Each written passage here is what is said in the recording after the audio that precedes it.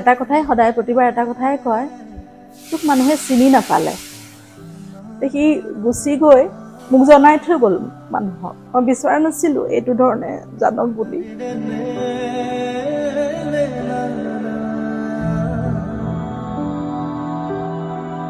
দাদাই যোনটো কৈছিলে যে জাতি, ধৰ্ম, বৰ্ণ, ভাষা নিৰ্বিশেষে আমি অসমীয়া, আৰু সেই বস্তুটোৰ এটা চবৰ সুন্দৰ এক্সাম্পল মই দেখিছোঁ জুবিন ক্ষেত্ৰত।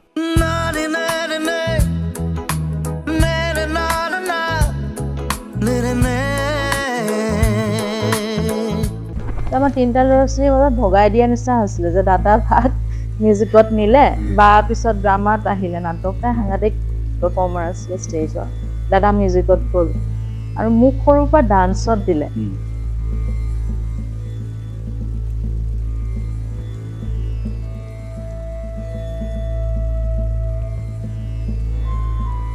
আমি হয়তো নিজৰ কাৰণে ৰাখিম, হয় না, 70% ৰাখিম, 30%হে আমি হেল্প কৰিম, কিন্তু দাদাৰ ক্ষেত্ৰত তেনেকুৱা নাছিলে, গোটেইখিনিয়ে দি দিয়ে, 100% দি দিয়ে।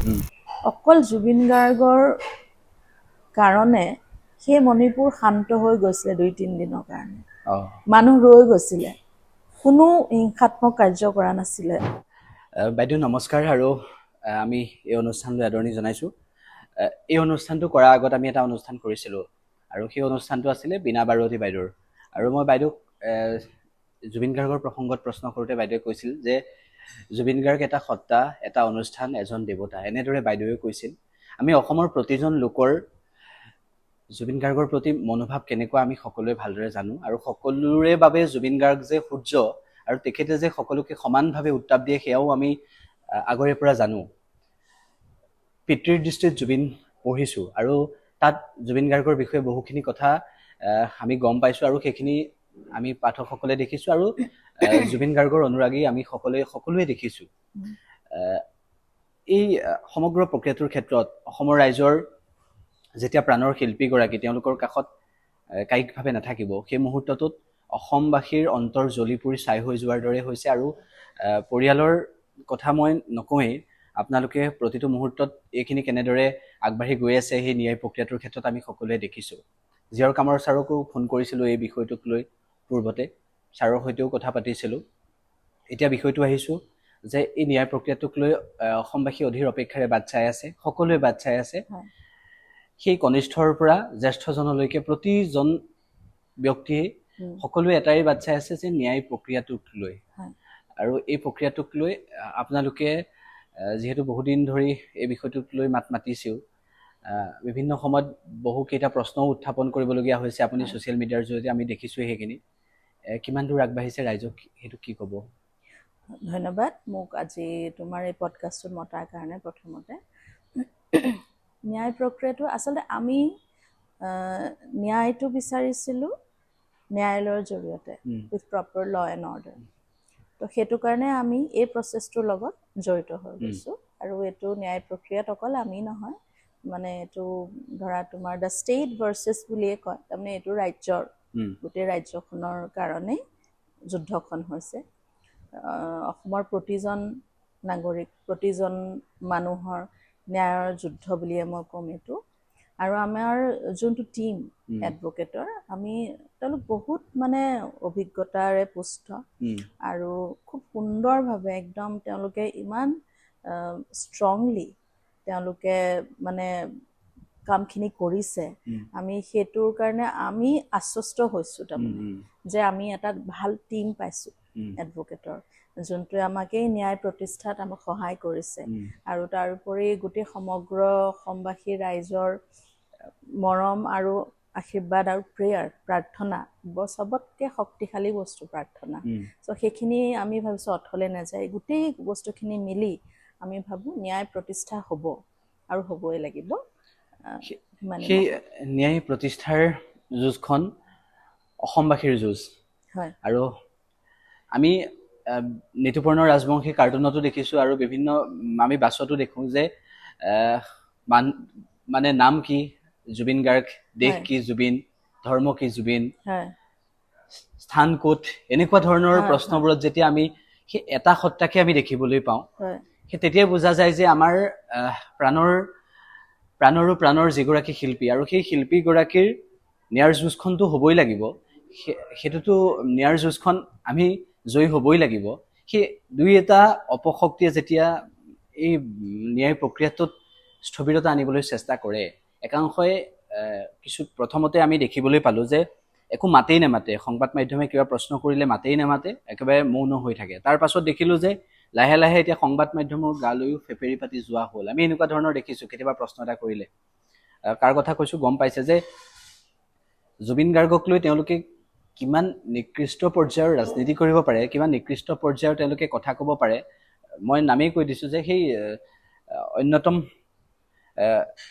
আমি নামেই ল'বলৈ আটাইতকৈ দুৰ্ভাগ্যজনক যে শ্যামকানু মহন্ত নামৰ সেই যিটো মানে পাখণ্ডৰ কথাই কৈছোঁ, যে তেওঁৰ পত্নীয়ে যিটো বক্তব্য দিলে অত্যন্ত দুৰ্ভাগ্যজনক। সেই তেনেকুৱা ধৰণৰ মানে যিসকলে এই প্ৰক্ৰিয়াটোক লৈ স্থবিৰতা আনিবলৈ চেষ্টা কৰে, তেওঁলোকে জামিন ল'ব বিচাৰে এনেকুৱা এটা অপৰাধ কৰি, তাৰপিছত সেইসকলৰ ক্ষেত্ৰত নিশ্চিতভাৱে বহুখিনি ক'বলগীয়া আছে।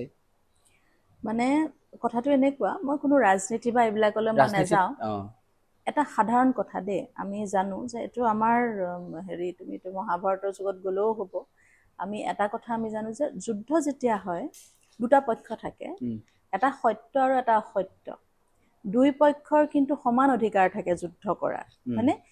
আমি যুদ্ধ কৰি আছোঁ সত্যৰ হকে আমি যুদ্ধ কৰি আছোঁ, কিন্তু আমাৰ অপোনেণ্টে হয়তো অসত্য প্ৰতিষ্ঠা কৰিবলৈ যুদ্ধ কৰিছে। গতিকে যুদ্ধত সকলোৰে সকলো ধৰণৰ অস্ত্ৰ, সকলো ধৰণৰ জ্ঞান প্ৰয়োগ কৰাৰ অধিকাৰ আছে। সেইটো এংগলৰ পৰা যদি আমি ভাবোঁ, তেতিয়াহ'লে তেওঁলোকে সেইখিনি কৰিবই। সেইকাৰণে এখন যুদ্ধ। আমি সত্যৰ হকে যুদ্ধ কৰি আছোঁ, আৰু মই ভাবোঁ সত্যতকৈ ডাঙৰ একো নাই, কোনো কথা নাই, আৰু সেই সত্য প্ৰতিষ্ঠা হ'বই। বুজি পাইছানে? যে অসত্যৰ হকে অসত্য প্ৰতিষ্ঠা কৰিবলৈ মানুহে যিমানে যুদ্ধ নকৰক, কিন্তু সেইখিনিৰ পৰাজয় হ'ব আৰু সত্য প্ৰতিষ্ঠা হ'ব, সত্যৰে সদায় জয় হ'ব। গতিকে আমি আশ্বস্ত সেই ক্ষেত্ৰত। গীতাই আমাক সেইখিনি শিকাইছে। হয়, মই সেইখিনিকে ক'ম তাৰমানে। আৰু এই ন্যায় প্ৰক্ৰিয়াটোক লৈ আমি কথাখিনি ইতিমধ্যে পাতিছোৱেই, আৰু আপোনালোকৰ যি আশা, অসমবাসীৰ সকলোৰে সেয়াই আশা যে আমি সত্য আৰু আমি জয়ী হ'মেই, সকলোৰে সেয়াই আশা। এই সত্যটো মানে মই আৰু এটা কথা কওঁ, এই সত্যটো মানে মানুহৰ কোহে কোহে শিপাই গৈছে, বুজি পাইছেনে? কোহে কোহে আছে, প্ৰতিষ্ঠা হৈ গৈছে যে জুবিন গাৰ্গৰ সত্তাটো। এতিয়া তুমি যেনেকৈ ক'লা, গাড়ীৰ পিছফালে, বাছৰ পিছফালে, ডাম্পাৰৰ পিছফালে জুবিন গাৰ্গৰ বাণী, তেওঁৰ বক্তব্যখিনি, তেওঁৰ উক্তি বা তেওঁৰ চিন্তাখিনি, তেওঁৰ ফটো এখন মানুহে প্ৰতিফলিত কৰে, হয়নে? তেওঁ কৰা কামখিনি মানুহে এতিয়া নিজাববীয়াকে সদায় হিচাপত কৰিবলৈ লৈছে। তো তাতকৈ ডাঙৰ ন্যায় কি হ'ব পাৰে? তো অসমবাসীয়ে অলৰেডি ন্যায় দিছে জুবিন গাৰ্গক। এতিয়া সেই ন্যায়টো আমাক কাগজে কলমে ন্যায়ালয়ৰ পৰা আমাক লাগে। আমি সেইটো কাৰণে যুদ্ধ কৰি আছোঁ, আৰু সেইটো হ'বই। ইমান মানুহৰ বিশ্বাস, প্ৰাৰ্থনা কেতিয়াও অথলে নাযায়। যিগৰাকী শিল্পীয়ে অসমৰ প্ৰতিগৰাকী ব্যক্তিকে, অসমৰ যুৱ প্ৰজন্মৰ প্ৰতিগৰাকী যুৱক যুৱতীক সেই জ্যোতি বিষ্ণুৰ গীতৰ পৰা আৰম্ভ কৰি বৰগীত, টোকাৰী গীত, লোকগীত, মুঠৰ ওপৰত অসমৰ লোক সংস্কৃতিৰ প্ৰতিটো সম্পদ সকলোৰে বাবে ঘৰে ঘৰে এক প্ৰকাৰ লৈ গ'ল। আমি সকলোৱে জানো যে যুৱ প্ৰজন্মই সেই ভক্তিৰ নিজৰা বোৱাবলৈ আৰম্ভ কৰিলে যেতিয়াৰ পৰা জুবিন গাৰ্গৰ গীত বিশেষভাৱে শুনিবলৈ ল'লে, আৰু জুবিন গাৰ্গৰ সেই 40,000 যেতিয়া সৃষ্টি, আৰু সেই সৃষ্টিৰ আঁৰত আমি দেখিবলৈ পাওঁ যে প্ৰতিটো সৃষ্টিৰ আঁৰত এটা কাহিনী থাকে, প্ৰতিটো সৃষ্টিৰ আঁৰত এটা চিন্তা থাকে, প্ৰতিটো সৃষ্টিৰ আঁৰত জুবিন গাৰ্গৰ সেই আমি সত্তাটোক দেখিবলৈ পাওঁ। তেখেত কিমান মানে জুবিন গাৰ্গে কোনখিনি কাম কৰি থৈ গৈছে, আৰু আজিৰ প্ৰজন্মই সেইখিনি লৈয়ে আগবাঢ়ি যাব অনাগত ভৱিষ্যতলৈ। আমি জ্যোতি বিষ্ণু, ভূপেন হাজৰিকা আৰু জুবিন গাৰ্গক বাদ দি অসম কল্পনা কৰিব নোৱাৰোঁ। আৰু সেই অসমখন হৈছে, আমি এনেকুৱাও দেখিছোঁ যে ভাৰতবৰ্ষৰ প্ৰেক্ষাপটত বিভিন্ন শিল্পীয়ে কয় যে মই পৰৱৰ্তী জন্মত, আহিবলগীয়া জন্মত মই অসমত জন্ম ল'ব বিচাৰোঁ, এনেদৰেও ক'বলৈ বাধ্য হয়। শিল্পীৰ সন্মান, শিল্পীৰ মৰম, শিল্পীৰ আদৰ যোনটো অসমীয়াই দেখুৱাইছে, সেইটো অন্য জেগাত সেইটো খুব ৰেয়াৰ। ইমান মৰম, ইমান আদৰ মানুহে নাপায় শিল্পীয়ে। আৰু শিল্পীক কি লাগে? সেই মৰমে আৰু আদৰে লাগে। সেইকাৰণে বাহিৰৰ মানুহখিনি এতিয়া শিল্পীখিনিৰ এনেকুৱা হৈছে যে নেক্সট পৰৱৰ্তী জনমত যাতে অসমীয়া হৈ জন্ম হওঁ, অসমত জন্ম হওঁ, যাতে সেই মৰম, সেই আদৰখিনি আমি পাওঁ। যাৰ এটা আহ্বানত অসমৰ যুৱ প্ৰজন্মই নহয়, অসমৰ সকলোৱে যাৰ এটা আহ্বান শুনিব বিচাৰে, সেই ব্যক্তিগৰাকী ৰাজনৈতিক ব্যক্তিও নাছিল। সেই ব্যক্তিগৰাকীয়ে ৰাজনীতি বেয়াও পাইছিল। সেই ব্যক্তিগৰাকীয়ে ৰাজনীতিৰ প্ৰতি কোনোদিন ধাৱমান হোৱা নাছিল। পৰা হ'লে বহুত কৰিব পাৰিলেহেঁতেন। আমি তামিলনাডুত দেখিছোঁ যে বিজয় থালাপতি মুখ্যমন্ত্ৰী হৈছে। তাতকৈ বহুগুণে উচ্চ শিখৰত থাকি যেতিয়া সকলোকে সমভাৱাপন্ন এটা মন লৈ চায়, সেই ব্যক্তিগৰাকীৰ জন্মৰ পৰা সেই ব্যক্তিগৰাকীৰ যৌৱন কাললৈকে, সেই ব্যক্তিগৰাকীৰ শিল্প সাধনালৈকে পিতৃৰ দৃষ্টিত জুবিন শীৰ্ষক আমি গ্ৰন্থত পঢ়িছোঁ। সেইখিনি কথা দেখিছোঁ এগৰাকী ভগ্নী হিচাপে। আপুনি কেনেদৰে উপস্থাপন কৰিব বিচাৰিব? চোৱা, মানে বহুত বছৰৰ মূৰত এজন ব্যক্তি জন্ম হয় জেগাবোৰত, যি এটা মানে ছ'চিঅ' কালচাৰেল চেঞ্জটো আনে। মানে মই এটা কথা ন'টিছ কৰোঁ, যেতিয়াই সমাজখনক দৰকাৰ হয়, সমাজখনক ছ'চিঅ' কালচাৰেল ছাইডটোত যেতিয়াই সহায়ৰ দৰকাৰ হয়, হয়নে, তেতিয়াই এজন এনেকুৱা মানুহ সঁচাকৈ আগবাঢ়ি আহে সমাজত। আমি তেনেকৈ ডক্টৰ ভূপেন হাজৰিকাৰ কথাও আমি তেনেকুৱা, বিষ্ণুপ্ৰসাদ ৰাভাৰ কথাও তেনেকৈ ক'ব পাৰোঁ। আৰু আমাৰ প্ৰজন্মত জুবিন গাৰ্গ তেনেকৈ এজন আগবাঢ়ি আহিলে। এতিয়া তুমি হেৰিৰ কথাও ক'লা, তামিলনাডুৰ বিজয় থালাপতিৰ কথাও ক'লা। মই তেওঁৰ বিষয়ে বৰ বেছি পঢ়া নাই, তেখেতক সেইটো ভাগত কৰা নাই, মই বুজি পাইছোঁ, মই বৰ বিশেষ পঢ়া নাই তেওঁ। মানে কথাটো হ'ল, যেতিয়া সমাজখনত এটা চেঞ্জৰ দৰকাৰ হয়, সেই চেঞ্জটো এজন মানুহে লিড কৰে। সেইটো চবৰে অজানিতে এজন মানুহ আগবাঢ়ি আহে, আৰু সেই মানুহজনৰ নিজৰ ডিচিজন যে তেওঁ কি ধৰণে চেঞ্জটো আনিব। কোনোবাই হয়তো পলিটিকেলি আনিব বিচাৰে, কোনোবাই হয়তো কিছুমান ছ'চিয়েল ৰিফৰ্ম কৰি আনিব বিচাৰে, এজ এ ছ'চিয়েল ৰিফৰ্মাৰ আনিব বিচাৰে, আৰু কোনোবাই হয়তো সাংস্কৃতিক ক্ষেত্ৰত, কোনোবাই হয়তো সাহিত্যৰ ক্ষেত্ৰত বৰঙণি যোগাই লিড কৰি সেই চেঞ্জটো আনিব বিচাৰে। এতিয়া জুবিন গাৰ্গে চুজ কৰিলে সাংস্কৃতিক দিশটো। সেই সাংস্কৃতিক দিশটো সদায় শক্তিশালী, হয়নে? আমি যিহেতু এখন সাংস্কৃতিক পৰিৱেশৰ ঘৰতে ডাঙৰ দীঘল হোৱা, সেই সাংস্কৃতিক দিশটোৱে তেওঁ ল'লে, য'ত তেওঁ সমাজখন লিড কৰিব পাৰে, সমাজখনক অৱদান কিবা এটা কণ্ট্ৰিবিউট কৰিব পাৰে, সমাজখনক অকণমান প্ৰগ্ৰেছিভ কৰিব পাৰে, হয়নে? কাৰণ মিউজিক বস্তুটো, সংস্কৃতি, মিউজিক এই বস্তুটো আমাৰ মাজত, সকলোৰে মাজত আছে, আৰু সেইটো ডেইলি প্ৰেক্টিচ কৰা বস্তু মানুহৰ। It is like a habit, হয়নে? গতিকে তেওঁ চুজ কৰিলে সেই সাংস্কৃতিক ক্ষেত্ৰখন, যিখনৰ জৰিয়তে তেওঁ মানুহৰ চিন্তাত সোমালে, মানুহৰ মিউজিকত সোমালে, মানুহৰ কাম কাজত সোমালে, ডেইলি কাম কাজত সোমালে, প্ৰভাৱিত কৰিলে, আৰু সেইমতে তেওঁ সক্ষম হ'ল যে সমাজখনক এটা নতুন ৰূপত, নতুন দিশলৈ ধাৱমান কৰিবলৈ। কাৰণ আমাৰ সমাজখন বৰ মেকানাইজড হৈ গৈছিলে, হয়নে? কোনেও কাকো চিনি নাপায়, কোনেও কাৰো কথা নাভাবে। কিন্তু জুবিন গাৰ্গে সেই পৰিৱৰ্তনটো আনিলে সংস্কৃতিৰ জৰিয়তে। সাংস্কৃতিক ক্ষেত্ৰখনত তেওঁ নিজৰ অৱদানেৰে সমাজখনক ছ'চিয়েল ৱৰ্কো কৰিলে। চ' তেওঁ মানুহৰ মাজত তেনেকেই সোমালে, সংস্কৃতিৰে সোমালে, আৰু সেইমতে মানুহবিলাকক মটিভেট কৰিলে যে তোমালোকে এনেকুৱা ধৰণে এইটো চিন্তাৰে আগবাঢ়া, তেতিয়াহে এখন সুন্দৰ সমাজ, সবল সমাজ হ'বগৈ। মই ভাবোঁ সেইটোৱে তেওঁ চুজ কৰিলে, আৰু সেইটো বহুত ভাল কথা। সেই আপুনি যিটো কথা ক'লে যে এখন সমাজত এনেকুৱা এগৰাকী ব্যক্তিৰ জন্ম হয়, তেতিয়া আমি অসমত দেখোঁ যে মহাপুৰুষ শ্ৰীমন্ত শংকৰদেৱৰ কথা আমি ক'ব পাৰোঁ। বৈষ্ণৱ ধৰ্মৰ জৰিয়তে তেখেতে সেই সময়ত সেই ছ'চাইটিখনৰ দৰকাৰ আছিলে তেনেকুৱা এজন মহাপুৰুষৰ, আৰু প্ৰকৃতিয়ে তেনেকুৱা এজন মহাপুৰুষৰ যোগান ধৰে, আৱিৰ্ভাৱ কৰায়, গতিকে সেই সময়টো যেতিয়া মানে মানুহক বৈষ্ণৱ ধৰ্মৰ প্ৰতি আকৃষ্ট কৰিছিল, যেতিয়া মহাপুৰুষ শ্ৰীমন্ত শংকৰদেৱে সমাজ সংস্কাৰ কৰিছিল, সেই দিনবোৰৰ কথা আমি পঢ়িছোঁ। ধৰ্মটো এটা নিমিত্ত মাত্ৰ, ধৰ্মটো সেই সময়ত ছ'চাইটিখন মানে ধৰ্মৰ যোগেদি মটিভেট কৰিবলৈ দৰকাৰ আছিল, কিন্তু শ্ৰীমন্ত শংকৰদেৱে কণ্ট্ৰিবিউট কৰিলে আকৌ সাংস্কৃতিক ক্ষেত্ৰখনত। সেইটোৱে সমাজ সংস্কৃতিত মই সেইটো ধৰ্মটো এটা মাধ্যম হিচাপে ল'লে তেওঁ, কাৰণ তেতিয়া মানুহক মোটিভেট কৰিবলৈ সহজ আছিল। কিন্তু এতিয়া তুমি সেইটো অলপ বেলেগ হ'ব কথাটো। সেই তেখেতে যেনেদৰে ভাওনাক সমাজলৈ আগলৈ আনি দিলে, তেখেতে যেনেদৰে সকলোকে একত্ৰিত কৰি বৰগীতৰ জৰিয়তে কেনেদৰে মহা শ্ৰীকৃষ্ণৰ অমৰবাণী শুনোৱালে, সেই সময় আছিল তেতিয়াৰ, আৰু এতিয়াৰ সময় আহি গ'ল। আৰু এই সময়ছোৱাত জুবিন গাৰ্গ নামৰ এটা সত্তা আহিলে। আমি প্ৰতিটো মুহূৰ্তত দেখো যে জুবিন গাৰ্গৰ এটা বক্তব্যই গোটেই অসমখনক একত্ৰিত কৰি দিব পাৰে। আমি সেয়া দেখিছো, আমি বহু উদাহৰণ সেই সময়ত দেখিলো। আমি জুবিন গাৰ্গৰ এটা গীতে গোটেই অসমখনক একেলগে শুনাব পাৰে। জুবিন গাৰ্গৰ এটা চিনেমাৰ বাক্যই গোটেই অসমখনত একেলগে সকলোৱে ক'ব বিচাৰে, একেটা সময়তে সকলো জেগাতে সকলোৱে ক'ব বিচাৰে। গতিকে সময় পৰিৱৰ্তন হ'ল, কিন্তু সেই মহান পুৰুষসকলৰ যিসমূহ অৱদান, মহাপুৰুষ শ্ৰীমন্ত শংকৰদেৱৰেই হওক বা জুবিন গাৰ্গৰেই হওক, তেতিয়াৰ সময় বেলেগ আছিল, এতিয়াৰ সময় বেলেগ আহিল।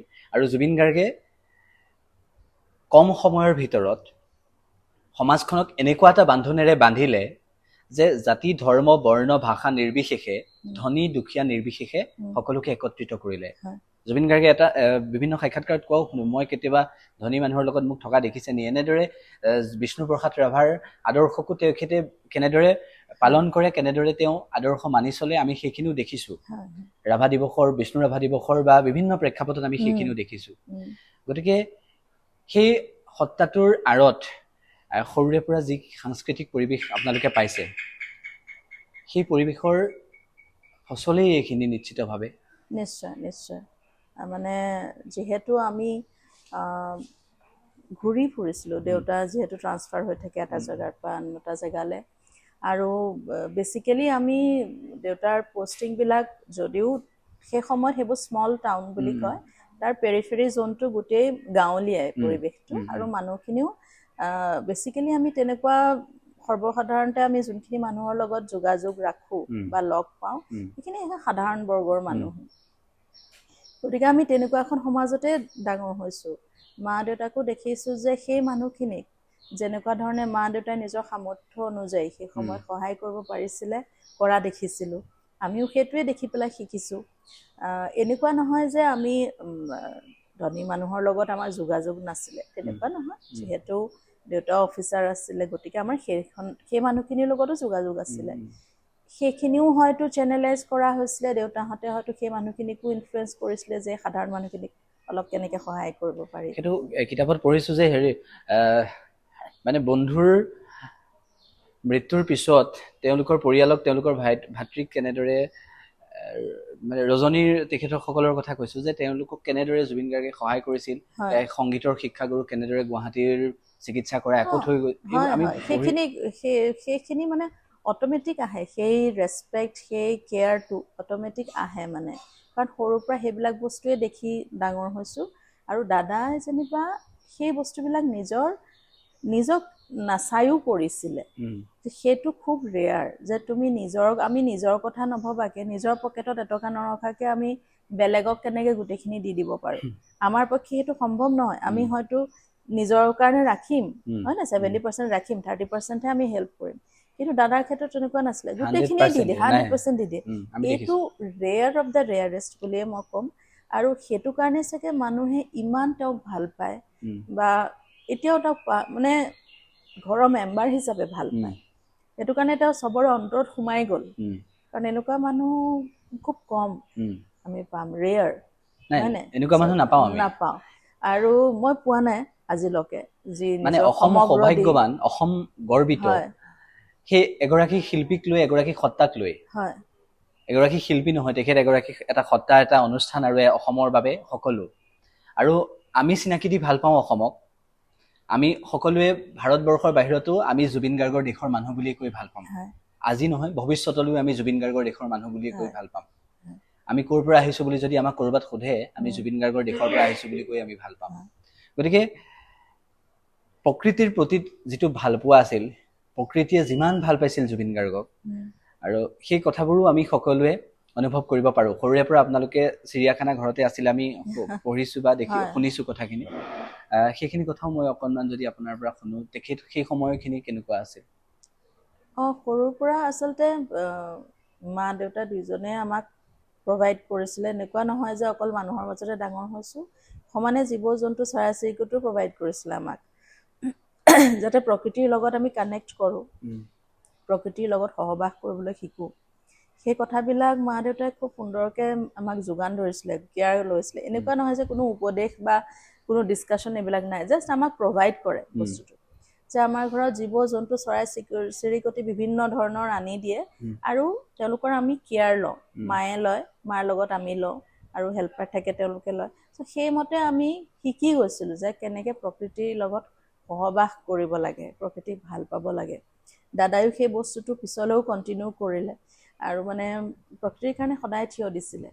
গছ গছনি জীৱ জন্তু চৰাই চিৰিকটি যি হওক, তেওঁ মানে তেনেকুৱাকৈ ঘৰত যদি জীৱ জন্তু নাথাকে সেইখন ঘৰ বুলিয়ে নাভাবিছিলে দাদাই। গতিকে সেই বস্তুটো সেইমতে তেওঁলোকক সুৰক্ষাৰ ব্যৱস্থাটোও কৰিছিলে। এতিয়াও আছে আমাৰ ঘৰত জীৱ জন্তু, এতিয়াও আছে। এতিয়া কম বাৰু, যিহেতু আমাৰ বিভিন্ন ব্যস্ততা, আৰু আমি দাদাই যিমানখিনি কৰিছে আমি সিমানখিনি কৰিব পৰা নাই। গতিকে আমি আমাৰ কেপাচিটি অনুযায়ী এতিয়াও যিমানখিনি পাৰোঁ কৰিবলৈ চেষ্টা কৰি আছোঁ। বহু কাহিনী পাঠকসকলে পিছত গম পালে, বহু কথা জুবিন গাৰ্গৰ মুখেৰে বহুতে শুনিলে।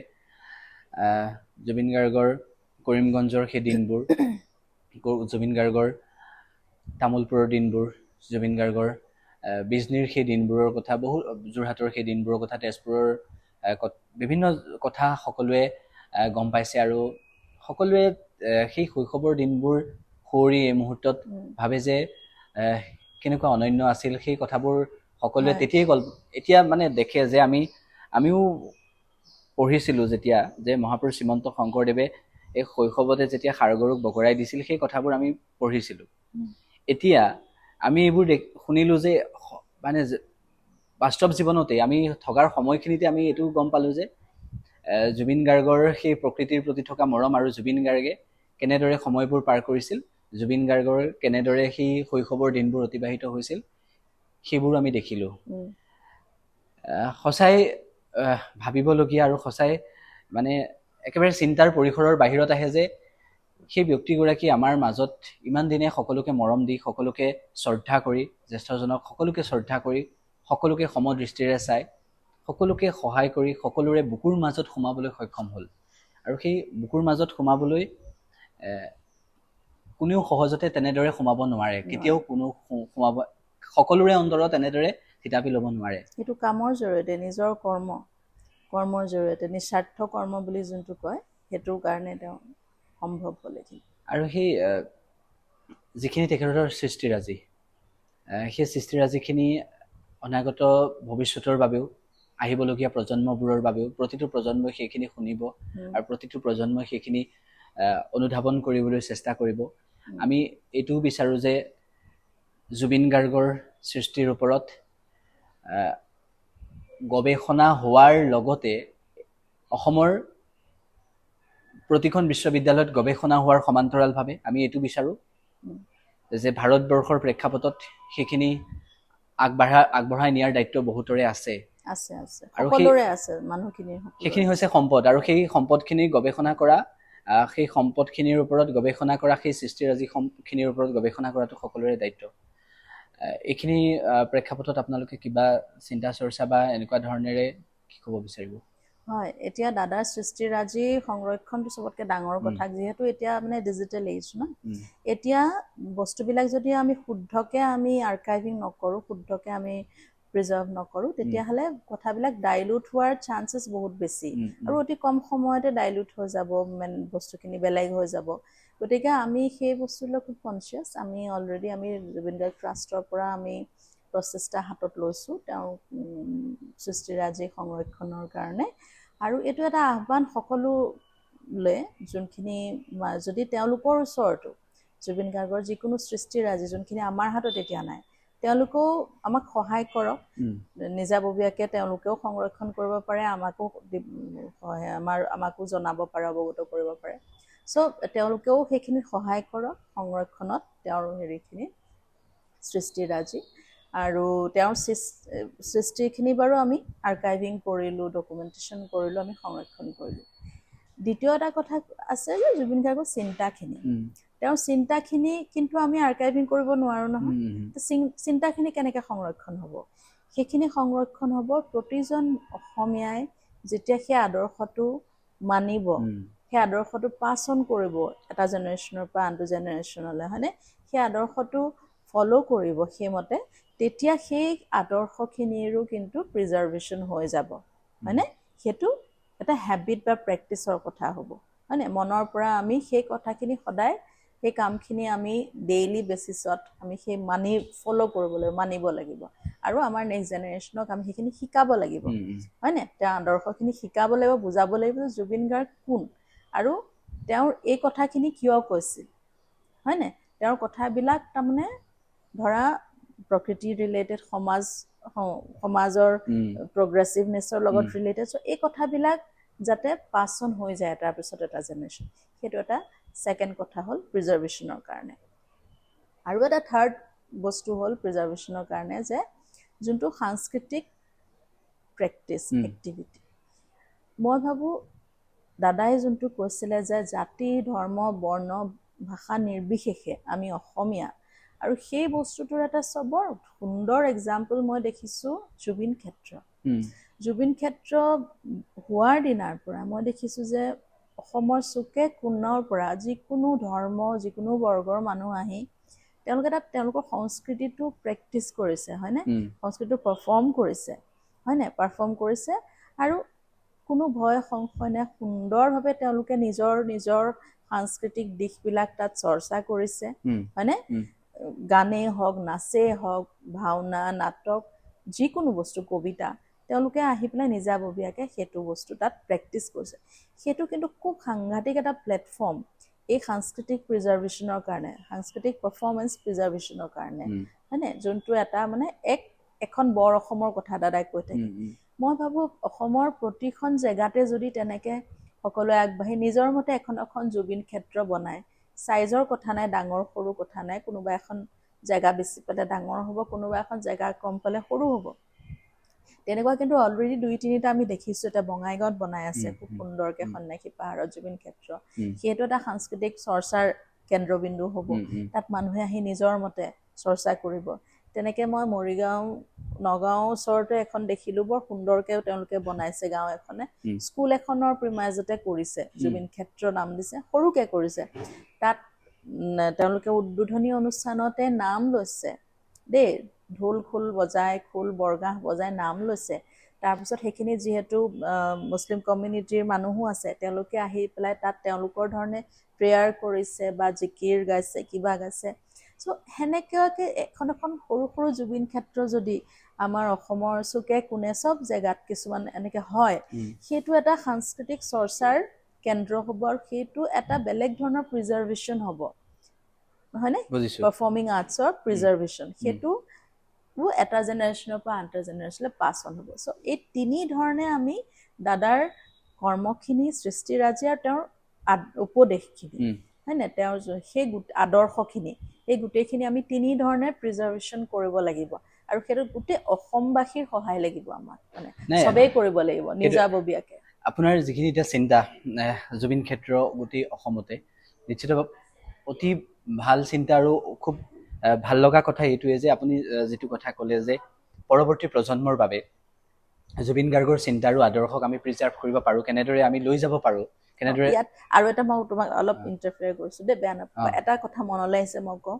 ৰিচেণ্টলি মই এখন জুবিন গাৰ্গক লৈ চেমিনাৰ কৰিছিলে এফ্লু শ্বিলং ইউনিভাৰ্চিটিত নেহৰু কেম্পাছত আছে তাত গৈছোঁ তাত জুবিন গাৰ্গৰ সৃষ্টিৰাজি তেওঁৰ ওপৰত ৰিচাৰ্চ পেপাৰ বহুত ধুনীয়া প্ৰেজেণ্ট কৰিছিলে আৰু মণিপুৰৰ পৰাও আহিছিলে মানুহ দেই প্ৰফেচাৰ তেওঁ স্কলাৰ বৰ ইণ্টাৰেষ্টিং কথা এটা মই গম পালোঁ যে মণিপুৰতো জুবিন গাৰ্গ ইমান ফেমাছ মানুহে ইমান মানে হেৰি কৰে এটা সময়ত আজি পুৰা 30 বছৰ আগত যেতিয়া মণিপুৰ খুব ডিষ্টাৰ্বড আছিলে তেতিয়া মণিপুৰটো সাংস্কৃতিক ক্ষেত্ৰত খুব অগ্ৰণী স্পৰ্টছ হওক সংস্কৃতি হওক তেওঁলোক খুব ডেভেলপড সেই জেগাত হয়নে সেই সময়ত তেওঁলোকৰ তাৰমানে তেতিয়া মিউজিকৰ চৰ্চা কৰিবলৈ পৰা নাছিলে 30 বছৰমান আগত তেতিয়া কি কৰে তেওঁলোকৰ মিউজিচিয়ানখিনি গুৱাহাটীলৈ আহে মিউজিক চৰ্চা কৰিবলৈ আৰু তেওঁলোকে গান শুনে জুবিন গাৰ্গৰ কেছেটবিলাক তেওঁলোকে জখলাবন্ধাত কিনি সেই গানবিলাক দাদাৰ গানবোৰ তেওঁলোকে মণিপুৰী ভাষাত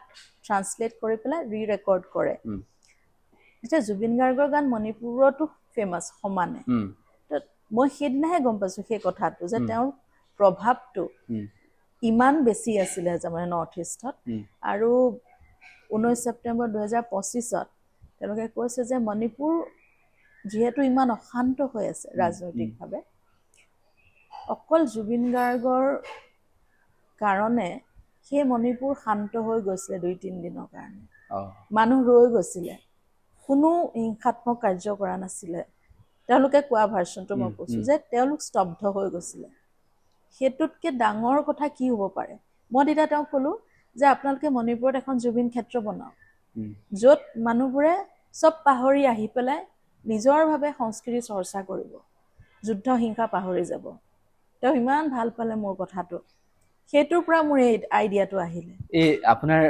কথাকেইটা কৈ থাকোঁতে গাটো একেবাৰে জিকাৰ খাই গৈছে আৰু সেই কথাটো যি মণিপুৰ ইমান হিংসাত্মক হৈ পৰে কুকি আৰু মেইটেৰ সংঘাত ভয়ংকৰ ৰূপত আৰু সেই মণিপুৰত যেতিয়া জুবিন গাৰ্গৰ চিন্তা আৰু জুবিন গাৰ্গৰ আদৰ্শই জুবিন গাৰ্গৰ বাবে তেওঁলোকৰ যেতিয়া স্তব্ধ হৈ পৰে জুবিন গাৰ্গৰ গীতে তেওঁলোকক যেতিয়া একত্ৰিত কৰে জুবিন গাৰ্গৰ কথাই যেতিয়া তেওঁলোকক ব্যথিত কৰে জুবিন গাৰ্গৰ কথাই যেতিয়া তেওঁলোকক ভাবিবলৈ বাধ্য হয় সেই মুহূৰ্তটো যিটা ঘটনা হৈ গ'ল গতিকে আপুনি সেই কথাটো ক'লে যিটো চেমিনাৰ যি চেমিনাৰৰ কথা আপুনি ক'লে সেই চেমিনাৰ কিমান উচ্চ পৰ্যায়ৰ আছিল আমি অনুধাৱন কৰিব পাৰিছোঁ তেখেতসকলৰ যি চিন্তাৰ ফচল সেয়াও শলাগিবলগীয়া আপুনি মই কোৱা কথাটো যে মই কথাটো কৈ আছিলোঁ যে আপুনি যিটো চিন্তা কৰিছে খুব ভাল চিন্তা যে পৰৱৰ্তী প্ৰজন্মৰ বাবে জুবিন গাৰ্গৰ আদৰ্শ আৰু চিন্তাক আমি লৈ যাব পাৰোঁ কেনেদৰে সকলোৰে মানুহ প্ৰতিগৰাকী ব্যক্তিৰ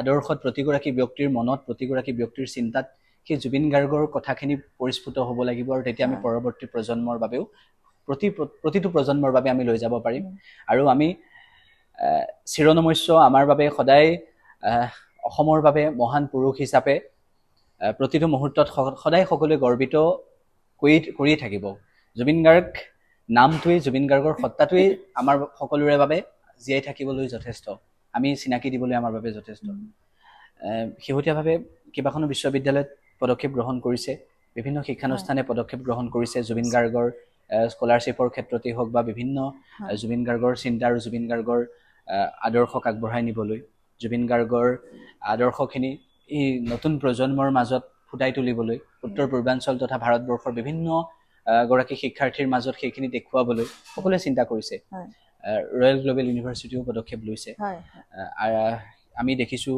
শেহতীয়াভাৱে বহুতেই পদক্ষেপ গ্ৰহণ কৰিছে বিভিন্ন ধৰণেৰে এই ক্ষেত্ৰত কি ক'ব হয় ৰয়েল গ্ল'বেল ইউনিভাৰ্চিটিয়ে বৰ সুন্দৰ এটা পদক্ষেপ লৈছে তেওঁলোকে কো-কাৰিকুলাৰ এক্টিভিটিজৰ ওপৰত বেছ কৰি এটা স্কলাৰশ্বিপ দিছে জুবিন গাৰ্গ স্কলাৰশ্বিপ বুলি মই তাতে চাকৰি কৰোঁ যিহেতু সেইটো কাৰণে ডিটেইলছটো জনা মোৰ কাৰণে সুবিধা হ'ল এইটো এই বৰ্ষৰ এডমিশ্যনৰ পৰা 2026 বৰ্ষৰ এডমিশ্যনৰ পৰা তেওঁলোকে ইমপ্লিমেণ্ট কৰিছে আৰু কোনোবা ষ্টুডেণ্ট যদি সেই হিচাপত music art literature sports fine arts এইবিলাকত যদি তেওঁলোকে বিশেষ কিবা কৃতিত্ব দেখুৱাইছে সেই ল'ৰা ছোৱালীখিনিৰ কাৰণে এটা স্কলাৰশ্বিপৰ ব্যৱস্থা কৰিছে ৰেগুলাৰ একাডেমিক্সৰ ক্ষেত্ৰত তেনেকৈ আৰু অন্য ইউনিভাৰ্চিটিও বহুত কৰিছে আপোনাৰ গুৱাহাটী ইউনিভাৰ্চিটিয়ে পাৰফৰ্মিং আৰ্টছ ডিপাৰ্টমেণ্টটোৱে চেণ্টাৰটোৱে নাম দিছে জুবিন গাৰ্গৰ নামত তেনেকৈ USTMও কিবা এটা স্কলাৰশ্বিপ দাদাৰ নামত তেওঁলোকেও কৰিছে ত' সেইমতে আৰু বেলেগ বেলেগ ডিব্ৰুগড় ইউনিভাৰ্চিটিয়ে জুবিন গাৰ্গৰ গীতৰ ওপৰত কম্পিটিশ্যন পাতিছে চৰ্চা চলাইছে তেনেকৈ গুৱাহাটী ইউনিভাৰ্চিটিৰ ইউথ ফেষ্টিভেলত কৰিলে সেই কামখিনি এনেকৈ সকলোৱে কৰি আছে আৰু বিভিন্ন শৈক্ষিক প্ৰতিষ্ঠানে ছাত্ৰ ছাত্ৰীক বিনামূলীয়াকৈ পঢ়ুৱাবলৈও ব্যৱস্থা লৈছে স্কুল লখিমপুৰৰ এখন স্কুল সেইদিনা দেখিছোঁ তেওঁলোকে 5জন ষ্টুডেণ্টৰ স্কলাৰশ্বিপৰ ব্যৱস্থা কৰিছে চবেই নিজৰ সাধ্যানুসাৰে কৰিছে এতিয়া জুবিন গাৰ্গৰ সৃষ্টিৰাজিৰ ওপৰত ৰিচাৰ্চৰ মায়ং আঞ্চলিক কলেজে এখন চেমিনাৰ কৰিলে ফেব্ৰুৱাৰীত সেইখন প্ৰথম নেশ্যনেল লেভেল চেমিনাৰ হ'ল জুবিন গাৰ্গৰ ক্ষেত্ৰত ছেকেণ্ডখন কৰিলে মই ক'লোঁ এফ্লু শ্বিলঙে কৰিলে সেইখন ICSSRৰ স্পনচৰশ্বিপো আছিলে তাত এখন নেক্সট নেশ্যনেল লেভেল হ'ল, তেনেকৈ আৰু কাম আগবাঢ়ি আহিব। তো সেই ধৰণৰ ৰিচাৰ্চবিলাক, সেই ধৰণৰ কলেজ, স্কুল বা ইউনিভাৰ্চিটিবিলাকৰ যোনখিনি প্ৰচেষ্টা, সেইখিনি লাগিবই।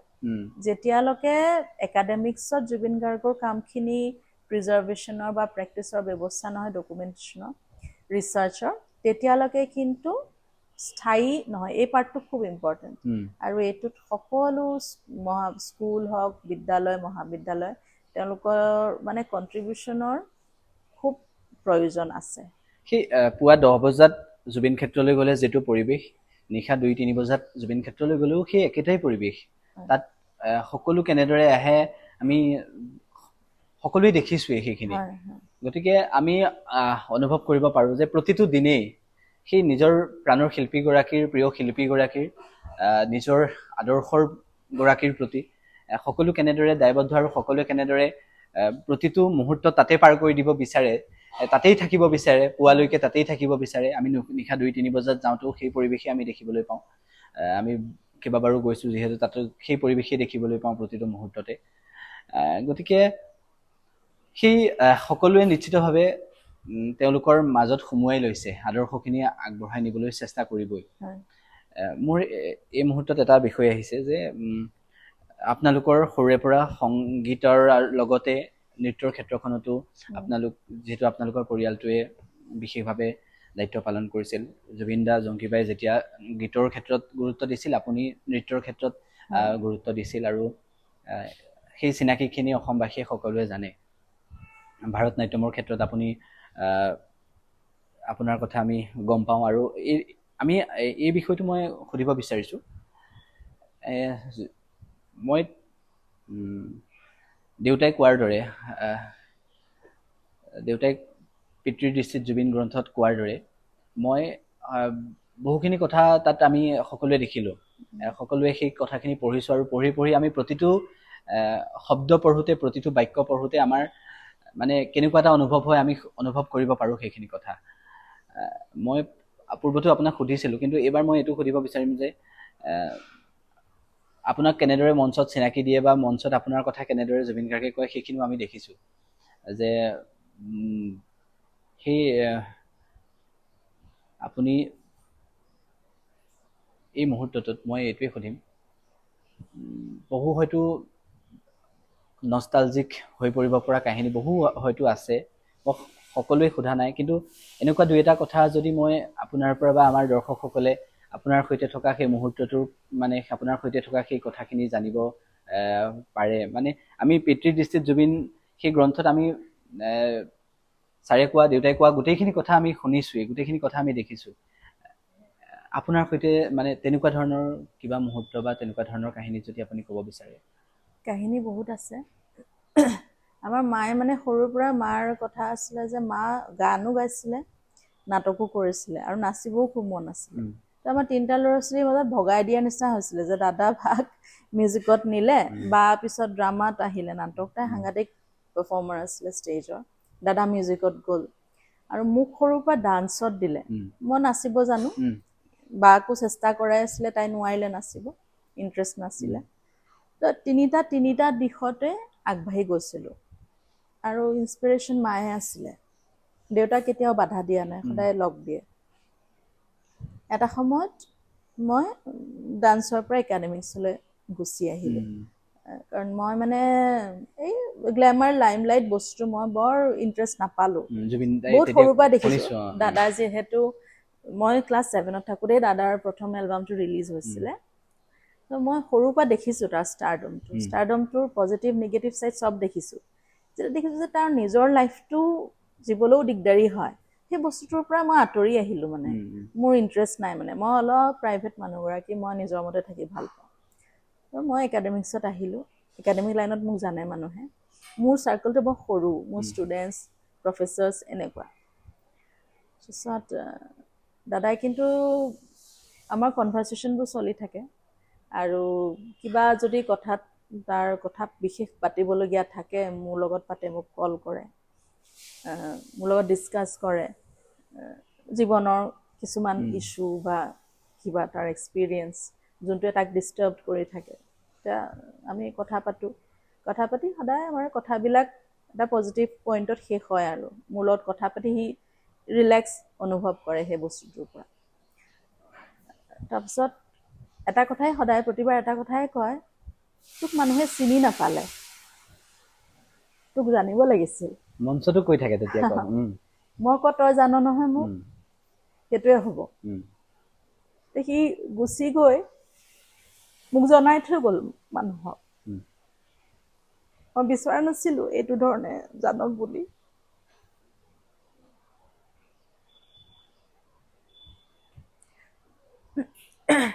মানুহে নেজানোতেই মই সুখী আছোঁ, এইটো ধৰণে জানি পেলাই মই সুখী নহয়।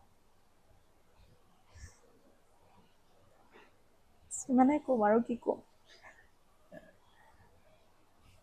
মই আপোনাক এটা আহ্বান কৰোঁ, এইখিনিতে এটা অনুৰোধো জনাওঁ যে আমি সকলোৱে এইটো বিচাৰোঁ যে আপোনাৰ অনুভৱখিনি আপুনিও যদি গ্ৰন্থ আকাৰে হ'লেও অসমৰ ৰাইজক সেই অনুভৱখিনি যদি জনাই খুব সুখী হ'ব। কাৰণ 3,40,00,000 লোকৰ সকলোৱেই, প্ৰায় সকলোৱেই এই মুহূৰ্তত এটাই বিচাৰে, সকলোৱে এটাই কথা জানিব বিচাৰে, আৰু অধিক জানিব বিচাৰোঁ আমি জুবিন গাৰ্গৰ বিষয়ে, আৰু অধিক জানিব বিচাৰোঁ আমি জুবিন গাৰ্গৰ মনটোৰ বিষয়ে, আৰু অধিক জানিব বিচাৰোঁ জুবিন গাৰ্গৰ চিন্তাৰ বিষয়ে। ফিলচফিকেল চাইডটো এতিয়ালৈকে উদ্ঘাটন বৰকৈ হোৱা নাই। এটা ইণ্টাৰভিউ দিছিলে যে তেওঁ বাইদেউৰ লগত, ৰীতা বাইদেউৰ লগত, সেইটোৱে মানুহে প্ৰথম তেনেকুৱা গ্লিমছ এটা পাইছে। কিন্তু তেওঁৰ পুৰণা বন্ধু বান্ধৱখিনি, আমি পৰিয়ালৰ মানুহখিনি, আমাৰ কাৰণে সেই চাইডটো নতুন নহয়, আমি এইটো আগৰ পৰাই জানো। সেইটো এটা চৰ্চাই আমাৰ ঘৰত ফিলচফিকেল কথাখিনি। কেতিয়াবা লিখিম সেই পাৰ্ট। অসমৰ বৌদ্ধিক ক্ষেত্ৰত আপোনাৰ চিন্তাৰ উন্মেষৰ কথা সকলোৱে জানে, আৰু আমি সেইবাবে মই আপোনাক সেইটো কথা কৈছোঁ যে নিশ্চিতভাৱে সেইখিনিও সকলোৱে জানিব বিচাৰে, আৰু সকলোৰে আশা সেইখিনি যে আৰু জানিব বিচাৰোঁ আমি, এনেদৰে সকলোৱে ভাবে সেইখিনি কথা। কিন্তু আৰু আপুনি বহু সময় দিছে আৰু বহুখিনি কথা কৈছে, আমি সকলোৱে সঁচাকৈয়ে জীয়াই ৰাখিব লাগিব। মই এটা কথা শেষত একেবাৰে সুধি থওঁ, আপুনি সেই 3টা চিন্তাৰ কথা যেতিয়া কথা ক'লে, 3টা পদক্ষেপৰ কথা ক'লে, ধৰণেৰে আগবঢ়াই নিয়াৰ কথা যেতিয়া ক'লে, তাতে এটা কথা সুধো যে এই মুহূৰ্তটোত AIৰ যিহেতু এটা প্ৰয়োভৰ আমি দেখিবলৈ পাওঁ, গতিকে এই ক্ষেত্ৰত আপোনালোকৰ ট্ৰাষ্টৰ তৰফৰ পৰা নিশ্চিতভাৱে সেই ক্ষেত্ৰত মনোযোগ বা সেই ক্ষেত্ৰত গুৰুত্ব প্ৰদান কৰিব নিশ্চয়। হয়, নিশ্চয় আমি সেইখিনি চাই আছোঁ সেই বস্তুবিলাক। AIটো আচলতে এটা হেল্পিং টুলহে, যদি আমি সেই হিচাপত AIটো ইউজ কৰিব পাৰোঁ, সেইটো সদায় সুবিধাজনক হ'ব। যদি AIটো আমি বুজি নোপোৱাকৈ ইউজ কৰোঁ, তেতিয়াহে AIটো বেয়া। আৰু আমি দাদাৰ কামখিনি প্ৰিজাৰ্ভেশ্যনৰ ক্ষেত্ৰত আমি সেইটো সদায় কেয়াৰ ল'মো, যাতে সেইটো AI দি কিবা মেনিপুলেট কৰিব নোৱাৰে মানুহে বা তেনেকুৱা ধৰণৰ নজনাকৈ বস্তুটো। AIটো হৈছে এটা টুল, এটা হেল্পিং টুল, আৰু আমি তাক কমাণ্ড দিব লাগিব। আমি কমাণ্ডটো কেনেকৈ দিছোঁ AI আমাৰ কামটোত, AI হেল্পটো ল'বলৈ আমি AI কমাণ্ডটো কেনেকৈ দিছোঁ, সেইটো ইম্পৰ্টেণ্ট কথা। সেইটো জানিব লাগিব, তেতিয়াহে AIটো আমাৰ কাৰণে হেল্পফুল হ'ব।